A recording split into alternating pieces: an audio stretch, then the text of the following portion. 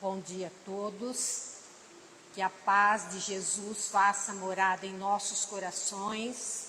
Peço o amparo da espiritualidade amiga e dos benfeitores espirituais e que Jesus ilumine a minha inteligência durante a minha fala. Continuando os estudos do livro Caminho, Verdade e Vida, de Emmanuel, psicografado por Francisco Cândido Xavier, o capítulo em estudo hoje é o 148, Cuidado de si. Então, o indivíduo tem que focar em si mesmo, melhorando-se a cada momento. Nós precisamos vigiar os nossos pensamentos e as nossas atitudes. Em primeiro lugar, tendo disciplina, orando, estudando, trabalhando no bem, mudando a nossa postura e perdoando. Então é todo esse conjunto para nós estarmos conectados com a espiritualidade maior. Então nós precisamos cuidar do nosso corpo, da nossa mente e do nosso espírito. Isto é constantemente para a gente poder servir com eficiência. Então, esse cuidado com o corpo, ele não pode extrapolar, ser além da normalidade, porque senão é egoísmo. Então, a gente precisa ter muito cuidado com isso, né? Logicamente que nós precisamos cuidar do corpo, porque nós estamos aqui para o nosso espírito evoluir. Mas precisamos tomar bastante cuidado se isso daí não está sendo egoísmo. Então, nós precisamos ter muita confiança em Deus e é um trabalho constante para a nossa evolução moral e espiritual. E foram selecionadas aqui 3 frases que ela complementa bem essa definição de cuidado de si. De um judeu muito famoso e líder religioso, que ele viveu em Jerusalém no 1º século antes de Cristo.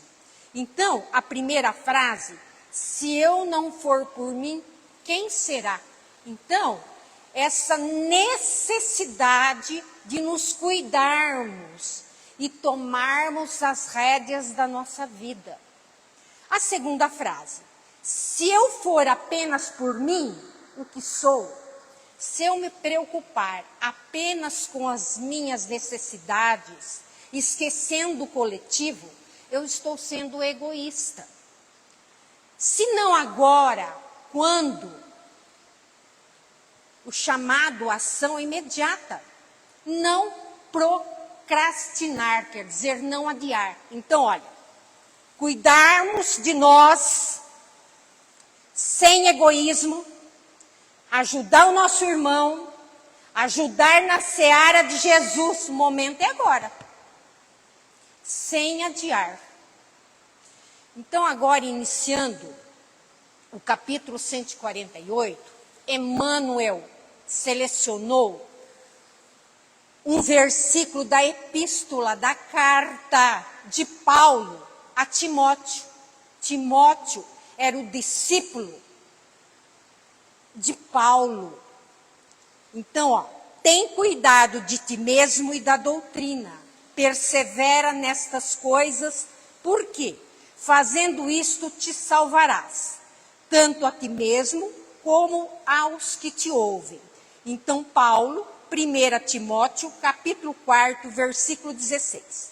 Então, Emmanuel destaca que esse conselho, cuida de ti mesmo e da doutrina, ele não é egoísmo, é uma necessidade, uma obrigação moral que cada indivíduo tem que trabalhar na sua evolução espiritual. na sua melhora espiritual para a sua evolução. Então, e ele também enfatiza que o Evangelho não é somente um livro de orações, mas o Evangelho é um guia diário para todas as nossas ações. Então, cuida de ti mesmo e da doutrina, não apenas liberta e progride espiritualmente, mas também ajuda na salvação daqueles que nos ouvem e que nos observam. Então, o aperfeiçoamento e a vivência do Evangelho, como já disse anteriormente, olha, é um esforço constante. Então, a gente não pode desistir disso. Às vezes a gente até vacila, mas imediatamente a gente busca a oração, que é a nossa salvação. Agora, retornando ao capítulo 148, em toda parte há pelotões do exército dos pessimistas de braços cruzados em desalento.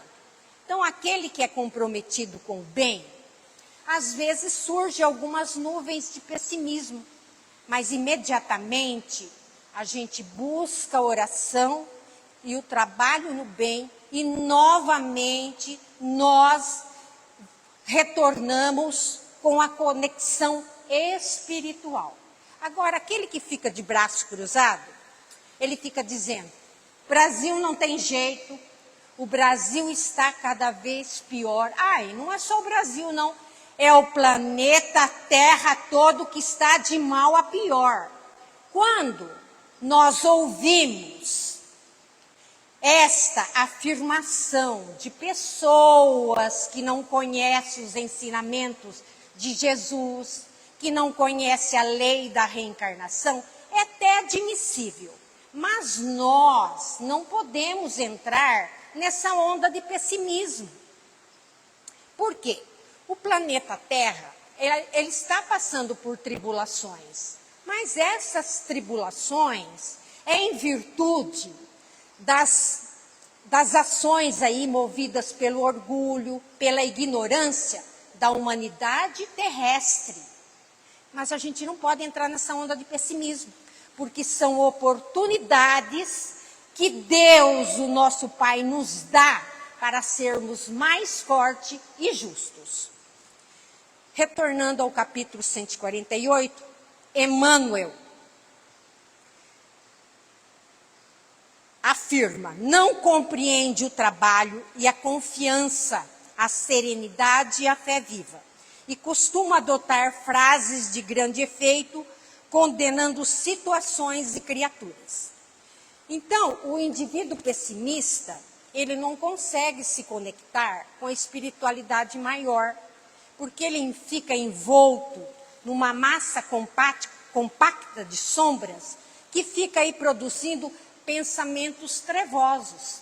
Então, ele critica as pessoas, critica as situações, muitas vezes não conhece as pessoas, não conhece a situação e fica criticando.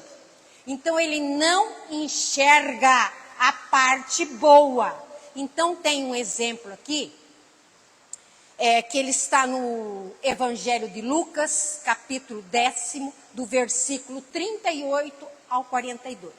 Quando Jesus disse para Marta, Marta, Marta, tu te preocupas e fica muito agitada com muitas coisas, mas só uma é necessária.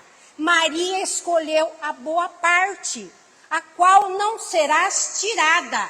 Ela sentou aos pés de Jesus para ouvir a sua palavra, buscando a comunhão e a nutrição espiritual, ao invés de distração com as tarefas domésticas. Aí tem outro exemplo também, que água parada representa estagnação, falta de renovação, proliferação de bactérias. Então, nós precisamos ser luz. Como vamos ser luz? É através do estudo e do trabalho no bem que nós vamos nos imunizar contra as sombras e as lamentações, buscando horizontes mais amplos. Retornando ao capítulo 148, Emmanuel. Às vezes, esses soldados negativos são pessoas que assumiram a responsabilidade de orientar. Os espíritos das sombras, eles contam com esses irmãos encarnados que vibram na mesma sintonia espiritual, espalhando aí pessimismo. Esses irmãos encarnados são soldados negativos que assumiram a responsabilidade de orientar, porque nos locais em que eles trabalham, eles orientam, eles têm cargos, são chefes, então eles conseguem espalhar nessa onda de pessimismo entre os seus subordinados e também nas redes sociais, porque postam, comentam, compartilham e pela influência que tem, consegue influenciar muitas pessoas. Então, Emmanuel nos alerta que nós, com a intenção de ajudar, às vezes a gente pode se desviar, e aí espalhando pessimismo. Ao invés de ajudarmos, o que a gente vai fazer? Nós vamos atrapalhar. Então, a gente precisa ter confiança na providência divina, porque Deus orienta a vida e os seus desígnios vão se cumprir, mais cedo ou mais tarde. Retornando ao capítulo 148, Emmanuel. Todavia, embora a importância de suas atribuições permanece enganado. Então, o indivíduo, ele pensa que ele está correto em suas decisões, mas ele está sofrendo influência das sombras, em virtude da sua sintonia espiritual, por causa do egoísmo, do orgulho, da vaidade, da indiferença, etc. E pela influência que tem, ele consegue influenciar a muitos. É como, tem um exemplo aqui que ele está no Evangelho de Mateus, capítulo 15, versículo 14, em Lucas, capítulo 6 e versículo 39. Um cego guia outro cego e ambos cairão no buraco. Esse exemplo já foi dado em outra fala minha aqui. Então, todos nós, de um certo modo, sempre influenciamos muitas pessoas, influenciamos uns aos outros. Então, nós precisamos ter muito cuidado para não influenciarmos pessoas negativamente. Então, influenciar pessoas positivamente é viver de acordo com os ensinamentos do Evangelho. Nós devemos ser exemplo dos valores cristãos, da humildade, da tolerância, do trabalho no bem e etc. Retornando ao capítulo 148, Emmanuel. As dificuldades terrestres efetivamente são enormes e os seus obstáculos reclamam grande esforço das almas nobres em trânsito no planeta, mas é imprescindível não perder cada discípulo cuidado consigo próprio. Então a gente não pode adotar uma postura alienada de viver no mundo dos sonhos, porque os problemas e os desafios surgirão e vão precisar aí de muito esforço, de muito trabalho e de muita energia. Então, a gente não pode perder essa perspectiva horizontal da confiança em Deus e precisamos nos cuidar. Se nós não nos cuidarmos, a gente não vai conseguir enfrentar os problemas e os desafios, porque nós vamos ficar muito desanimados. Então, nós queremos abraçar o mundo. É nobre, é maravilhoso essa questão de querer abraçar o mundo. Mas, em primeiro lugar, devemos cuidar de nós e fazermos a nossa parte no nosso universo de convivência e de relações. Porque se nós deixamos de nos cuidar, de conhecer as nossas imperfeições, de mudar, de renovar, nós não vamos ver solução para o mundo e para os problemas. Se eu fico desanimado, o que está acontecendo? Eu não estou me cuidando, não está acendendo luz interiormente, então eu não vejo solução para nada. Para nada. Agora, quando cada um está cuidando do seu autoconhecimento, da sua autovigilância, do seu progresso, ele é luz. Então, ele vai enxergar a vida de outra maneira. Vai enxergar a vida, enxerga mais longe. Então, ele vai pensar nos problemas globalmente. Só que ele vai agir localmente. Primeiramente, a sua família, o seu universo de convivência e relações. Essa é a melhor maneira de ajudar o mundo. Porque essa ação local, ela sendo bem realizada, ela vai impactando, ela vai ganhando dimensão, e pode chegar a impacto aí das grandes almas. Por exemplo, de um Francisco Cândido Xavier. Porque Francisco Cândido Xavier, quando ele foi de Pedro Leopoldo para Uberaba, um determinado momento, ele ficou sem ninguém para auxiliá-lo nos trabalhos. Ele ficou desesperado, ele pensou em desistir. Aí o seu mentor espiritual, Emmanuel, o incentivou que continuasse. Olha o legado que ele nos deixou. Começou ali localmente, né, pequenininho, e olha o impacto que alcançou.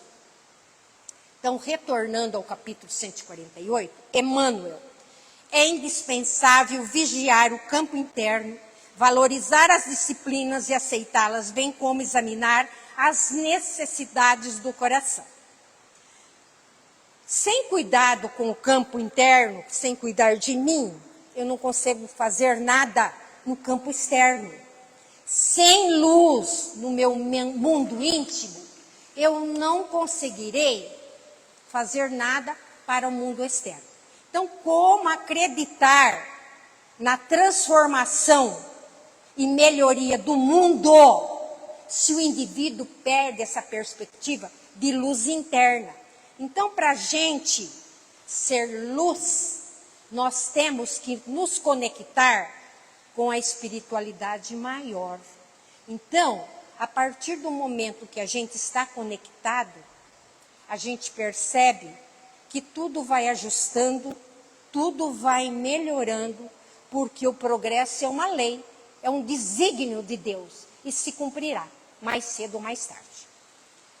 Retornando ao capítulo 148, Emmanuel, esse procedimento conduz o espírito a horizontes mais vastos, efetuando imensa amplitude de compreensão, dentro do qual abrigamos no íntimo santo respeito por todos os círculos evolutivos, dilatando assim o patrimônio da esperança construtiva e do otimismo renovador.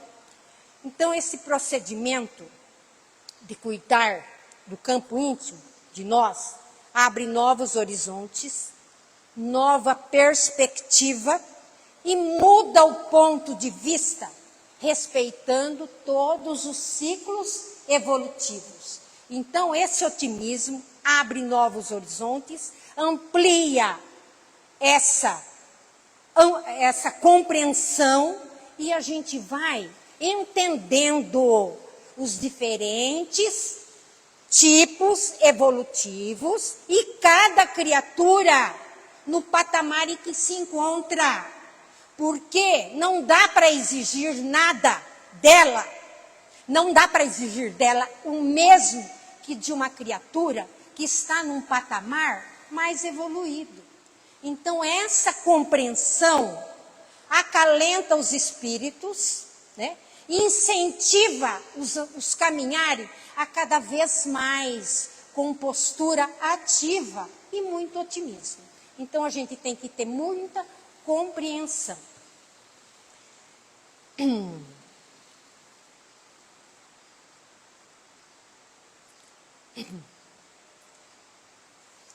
Agora, voltando ao capítulo 148,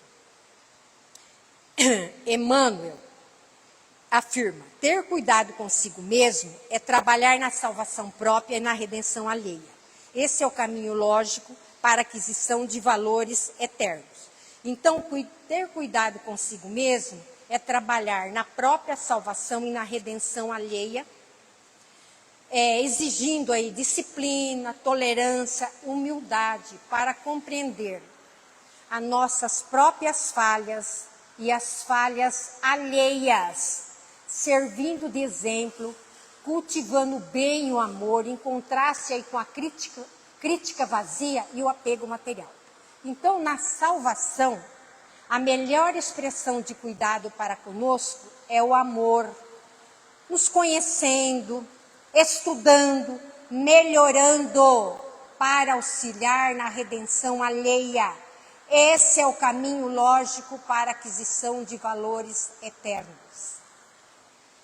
Retornando aqui ao capítulo 148, Emmanuel, circunscrever-se o aprendiz aos excessos teóricos, furtando-se às edificações do serviço, é descansar nas margens do trabalho. Nas margens do trabalho. A pessoa que tem muito conhecimento, então, obrigada, Paulo. A pessoa que tem muito conhecimento, ela pensa que ela está evoluindo, mas ela está estagnada. Porque a teoria é essencial, a prática é indispensável. Então, estudar sem servir é um atraso na evolução espiritual. Então, um atraso na evolução espiritual. Então, agora eu vou pegar uma frase aqui das desencarnações coletivas, que durante o estudo desse capítulo, eu lembrei que eu tinha lido esse livro aqui do Jerônimo Mendonça, maravilhoso, né? Ó, o que vale mesmo na Terra não são as obras boas. O conhecimento sem obras é, como dizemos, estéril. O conhecimento sem obras não nos leva à paz interior e nos provoca arrependimento pelo tempo perdido. Então, é um complemento, né? Retornando aqui ao capítulo 148, Emmanuel, situando-se pouco a pouco no terreno ingrato da crítica satânica sobre o que não foi objeto de sua atenção e de sua experiência. Então, Emmanuel, ele usa essa expressão crítica satânica para definir o indivíduo, que ele fica aí num estado de pessimismo, ele só enxergando sombras no horizonte. Ele não conhece a pessoa, aí ele fica criticando, exteriorizando sombras, porque ele não tem luz interior. Então, essa expressão é bem forte, né? Crítica satânica. Mas é lembrando a origem lá da palavra diabo, que é aquele que se opõe a tudo, aquele que critica. E aquele que é diabólico, ele se divide. É o oposto daquilo que congrega, que sintetiza, que conecta. Então, a crítica satânica, ela gera divisão. Ela fraciona, ela semeia dúvida, antagonismo, aversão. Ele não conhece a situação, mas fica criticando, só espalhando aí sombras. Fala das circunstâncias como se tivesse vivido, mas não viveu, só espalhando sombras. Então, depois que eu vou falar o finalzinho aqui, que é a conclusão do capítulo 148, depois eu vou mencionar um fato bem rapidinho, que eu vou usar uns 2 minutinhos no máximo, das desencarnações coletivas aqui, que é do Jerônimo Mendonça. Então, concluindo o capítulo 148, Emmanuel nos orienta a sermos um dínamo de luz. Como que vamos ser um dínamo de luz? O que é isso? Dínamo de luz é se conectar com a espiritualidade maior. Como vou me conectar com a espiritualidade maior? Já foi dito anteriormente. Em primeiro lugar, a gente precisa de disciplina. Porque se nós não tivermos disciplina, a gente não estuda, porque a gente vai sempre depois. Orando também não tem tempo para orar. Então, a gente precisa ter disciplina para a gente orar, estudar, trabalhar no bem, mudar a nossa postura e perdoar. Agora, esse trabalhar é muito relativo, a gente não tem que ver o trabalho do outro, porque muitas pessoas, eles trabalham no anonimato. Então, a gente pensa que ele não está fazendo nada, mas ele está fazendo muita coisa. Então, cada um tem que se preocupar com as suas obras. O problema do outro é do outro. Então, nós temos que se preocupar com nossas obras. Então, sendo luz, o que a gente vai semear? A gente vai semear luz, a gente vai semear paz, a gente vai semear o amor. E não podemos nos prender a excessos teóricos. O que é isso? Excessos teóricos. É como eu disse anteriormente. Então, estuda, tem uma bagagem enorme, mas não aplica nada essa bagagem. Só vai guardando essa bagagem. Lógico, é como eu disse, é essencial, né? Mas a prática aí é indispensável.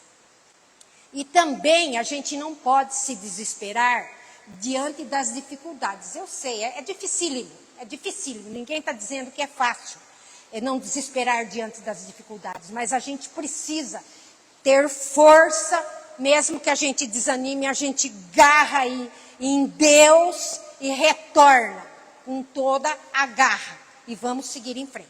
Então, Jesus, ele foi aí um modelo de humildade, tolerância, perdão, mostrando como viver o Evangelho e não se desesperar diante das dificuldades, como eu já disse anteriormente aqui. Então, mas que jeito que eu pratico o Evangelho? Através da compreensão, do trabalho, do perdão e do amparo mútuo. Então, aqui, eu vou dar um exemplo aqui, vou ler um trechinho, mas bem rapidinho. Então, é o seguinte, penso aqui, os mais jovens não, mas os outros devem lembrar da Zilda Armes. Zilda Armes era uma médica que ela desenvolveu a multimistura para as crianças desnutridas. Então, tinha todo aquele acompanhamento. Não vou entrar em detalhes, né? Aí a Zilda Armes foi para o Haiti. Aí, lá no Haiti, teve o terremoto. A Zilda Armes desencarnou. Ela olhou, ela viu o corpo dela, mas ela não se preocupou com o corpo, não. Ela continuou trabalhando, resgatando as pessoas, principalmente as crianças, por quem ela tinha muito amor.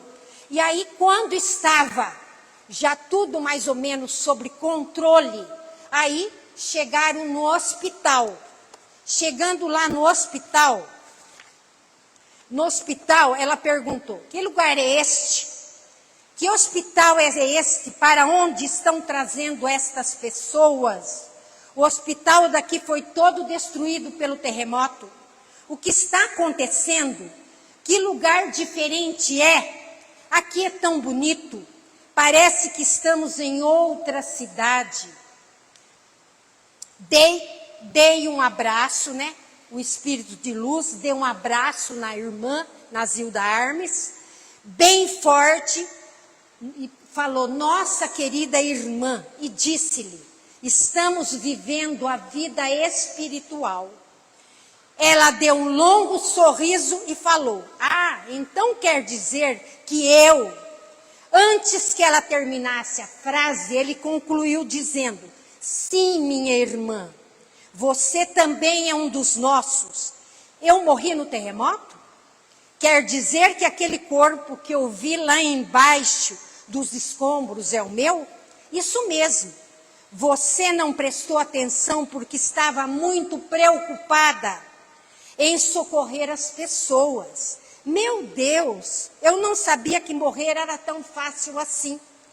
Minha irmã, o espírito, quando é caridoso e tem o coração iluminado como o seu, não tem tempo de morrer. Apenas deixa o corpo físico e continua trabalhando. É maravilhoso, né? Então, agradeço a atenção de todos e que Deus ilumine esse domingo, que seja de muita paz, de muita harmonia e que Jesus esteja conosco, agora e sempre. Obrigada.